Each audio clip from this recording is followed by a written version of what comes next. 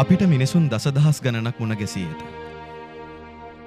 නමුත් ඒ කිසිවෙකු හෝ අපට මතක හිටින්නේ ඔහු අනේකාට වඩා සුවිශේෂී වූවොත් පමණි. ඔහු සුවිශේෂී විය. ඔහු අවංක විය. ඔහු නිර්භීත විය.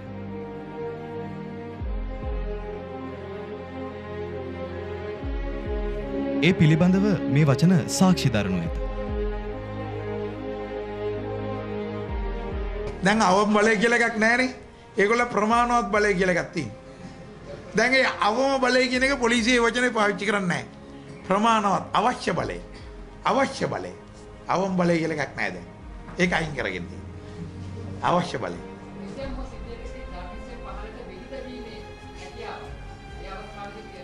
ඇයි මක්කඩේ වෙඩි දනයිතෙන් පාල්ලා තියන්නේ? ඡන්ද පොලට ඇවිල්ලා උදුරන් යන්නවත් ඔලුවට තියන මිස. මක්කඩේ දනෙන් පාල්ලා තියන්නේ. නමින් වරුණසිරි මහින්ද දේශප්‍රිය වූ ඔහු රටක් හඳුනාගත්තේ මහින්ද දේශප්‍රිය ලෙසයි. මහින්දත් දකුණේ මිනිහෙක්.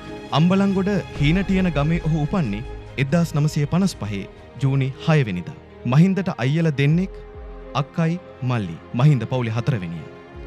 මහින්දගේ අම්මා ගුරුවරියක්. තාත්තා වාමාංශික දේශපාලනයෙන් පන්නරේ ලැබුවේ. ඒ හින්දාම මහින්දත් ඒ ආభాෂය ලැබුවා. මහින්දගේ මුල්ම ඉස්කෝලේ උනේ අම්බලන්ගොඩ ප්‍රජාපති විද්‍යාලය. ඊට පස්සේ ඔහු අම්බලන්ගොඩ ධර්මාශෝකයට ඇතුළත් වුණා. ඉස්කෝලේ කාලේදී ඉගෙනීමට වගේම ක්‍රීඩාවටත් ඔහු සමත්කම් දැක්වූ කෙනෙක්. උසස් අධ්‍යාපන කටයුතු සඳහා ඔහු ඇතුළත් වුණේ පේරාදෙණිය විශ්වවිද්‍යාලයේ විද්‍යාපීඨයට. විශ්වවිද්‍යාලයේදීත් මහින්ද ශිෂ්‍ය සටන්වල පෙරමුණ ගත්ත කෙනෙක්. උපාධියෙන් පස්සේ මහින්ද දේශප්‍රියට ගුරුපත්වීමක් ලැබුණා. ඒ තමන් අකුරු කරපු අම්බලන්ගොඩ ධර්මාශෝකයටම. ඒ අතුරුතර පැවැත්වුණු පරිපාලන සේවා තරඟ විභාගයට ඉදිරිපත් වුණු මහින්ද ලංකාවෙන්ම දෙවෙනි තැනට සමත් වුණා. ඒ හින්දාම ඔහුට මැතිවරණ දෙපාර්තමේන්තුවට එන්න පුළුවන් වුණා. ඒ 1981 වසරේදී.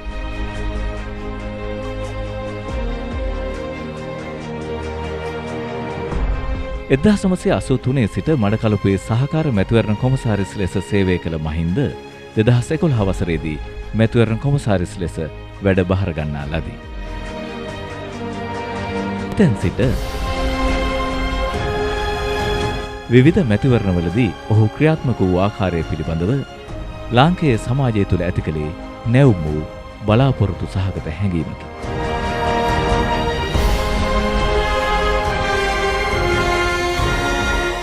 එසේ වූයේ රාජ්‍ය නිලධාරියෙකු ඍජුව අවංකව නිර්භීතව කටයුතු කිරීම අප රටට සුලභ නොවූ නිසාමය.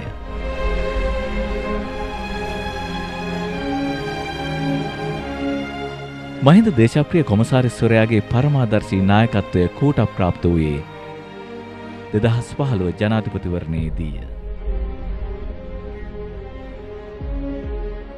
මේ රටේ බොහෝ දෙනෙක් කැමති නීතියේ කොහෙන්නෝ රිංගීමටයි.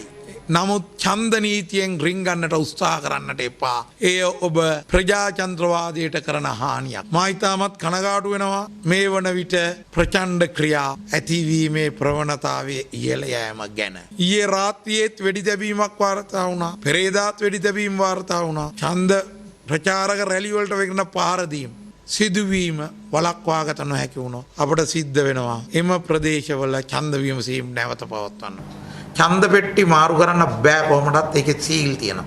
දැන් ඔය මිත්‍යාව දුරු කරන්න අපි පෝලිං ඒජන්ට්ලගේ අස්සන් දාලා රැන්ඩම් නිලධාරී පෝලිං ඒජන්ට්ලයි නිරීක්ෂකයෝ දාපු කොලයක් කලවනවා.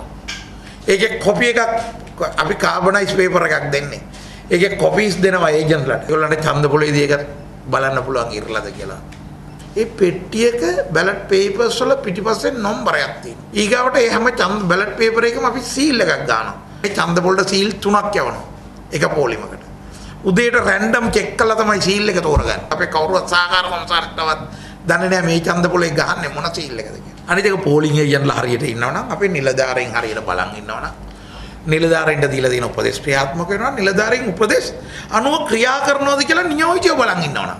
නියෝජ්‍යව නිකන් ඡන්ද දාන එක ටික් කරගෙන ඉඳලා වැඩක් නැහැ. අපේ හැම ඡන්ද පොලකටම ස්ටැටික් ඔබ්සර්වර්ස් ලඩක් යන අවසර දීලා තියෙනවා. ඡන්ද විමසීමකදී ඡන්ද පොලේදී සහ ගණන් කිරීමේදී දූෂණ මහා පරිමාණයෙන් දූෂණ වෙනවයි ඡන්දයේ ප්‍රතිඵල වෙනස් කිරීමට හැකි ආකාරය වෙනවයි කියලා යම් කෙනෙකුට ඔප්පු කරනවා නම් මට අපේ පවුලේ අය කියන කවදාවත් ඒක කියන්න එපා කියලා ඔය දේ දූෂණය කිරීමට ඔප්පු වෙනවා කරන්න පුළුවන් එකක් වෙනවා නම් අපි පෙන්ෂන් එකක් දෙපයි කියලා.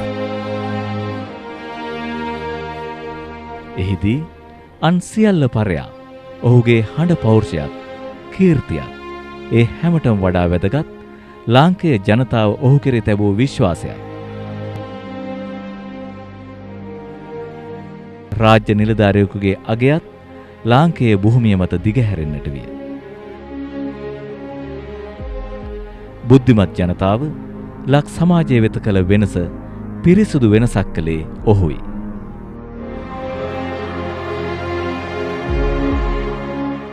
මහින්ද ඔබට ස්තුතියි.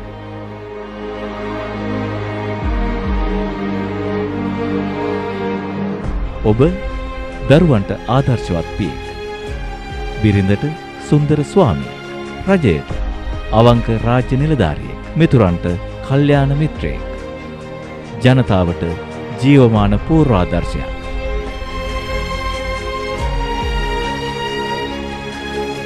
ඔබ අපි හැමෝටම අපේ කාලයේ වීරයෙක්.